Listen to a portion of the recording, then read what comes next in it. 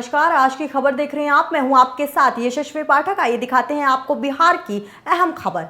मुजफ्फरपुर के औराई प्रखंड के उर्दू स्कूल के शिक्षक की पत्नी के लापता मामले ने अब एक नया मोड़ ले लिया है। जी हां, टीचर नूर अहमद की पत्नी साहिबा परवीन कैमरे के सामने खुद आ गई हैं और अपने पति की पूरी करतूत कैमरे के सामने बयां कर दी। दरअसल ये पूरा मामला तब सामने आया जब नूर अहमद ने अपनी पत्नी के लापता होने की बात कही थी और कई गंभीर आरोप भी लगाए थे, जिसके बाद मीडिया के सामने टीचर की पत्नी ने कहा कि उसकी बहन उसी उर्दू विद्यालय में पढ़ती थी जहां उसकी मुलाकात नूर अहमद से हुई और उन्होंने 1 महीने के प्यार के बाद शादी कर ली। जब वो शादी कर अपने पति के किराए वाले मकान पर रहने लगी तो कुछ दिनों तक सब कुछ ठीक रहा, लेकिन उसके बाद उसका पति नूर अहमद कभी ड्रग्स का नशा करके घर आता तो कभी शराब पीकर घर पहुंचता, उसके साथ मारपीट करने लगता। इतना ही नहीं, शादी के कुछ दिनों बाद पति नूर अहमद अपने परिजनों के कहने पर दहेज की भी मांग करने लगा और दहेज नहीं लाने की सूरत में अक्सर मारपीट करता। इतना ही नहीं, साहिबा परवीन ने कहा कि वो नशा करने के बाद बाहरी युवकों को लेकर रूम पर पहुंचते थे। साहिबा का कहना है कि पति के इन सभी आदतों से परेशान होकर पति का घर छोड़कर अपने माता पिता के यहाँ चली आई और अपने माता पिता के साथ ही रह रही हूँ। अब मैं अपने पति के साथ नहीं रहना चाहती। परेशानी तो शादी हुआ उसके बाद ही शुरू हो गया, लेकिन ये हम लोग को नहीं बताया, तो नहीं पता चला। वो आने भी नहीं दे रहा था इतना दिन। 1 घंटा के लिए साथ में लेकर आता था और चला जाता था। इतना भी बोलते थे कि सुबह आ जाइएगा स्कूल तो छोड़ दीजिएगा, शाम में आके ले जाइएगा, अगर आपके घर पे नहीं है कोई रोटी बनाने वाला तो वो नहीं मानते थे, नहीं छोड़ते थे। उसके बाद ज्यादा ये हुआ तो ये चली आई 1 महीना के लिए यहाँ। यहाँ आए तो यहाँ आकर 2 दिन मारपीट किया और गली में घूम कर मेरे को भी गाली देता था, गंदा गंदा बोलता था कि जैसी माँ है वैसी ना बेटी रहेगी, ऐसे वैसे। तो हम खराब थे तो खराब लड़की, वो अच्छा था, ऐसा क्यों करता है?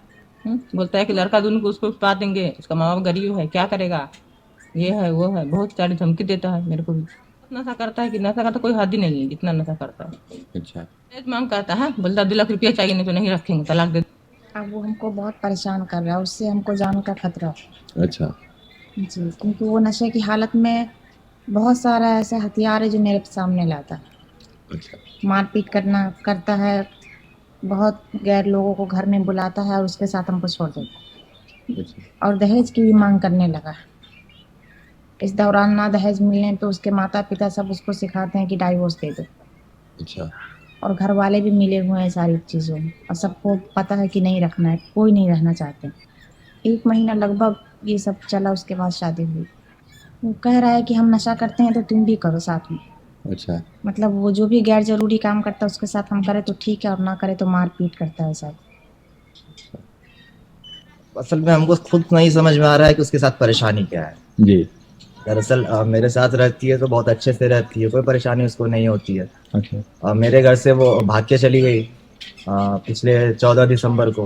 अच्छा।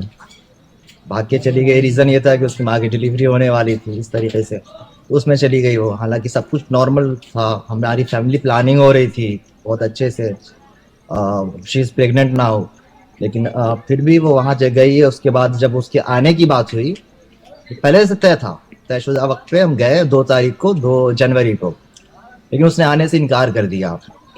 तो हम थोड़ा सा जिद करने लगे। जिद करने के बाद वो घर से निकल गई बगैर बताए हुए। माँ बेटी में कुछ कानाफूसी हुई, उसके बाद वो धीरे से निकल गई। तो वो 2 दिनों तक लापता रही।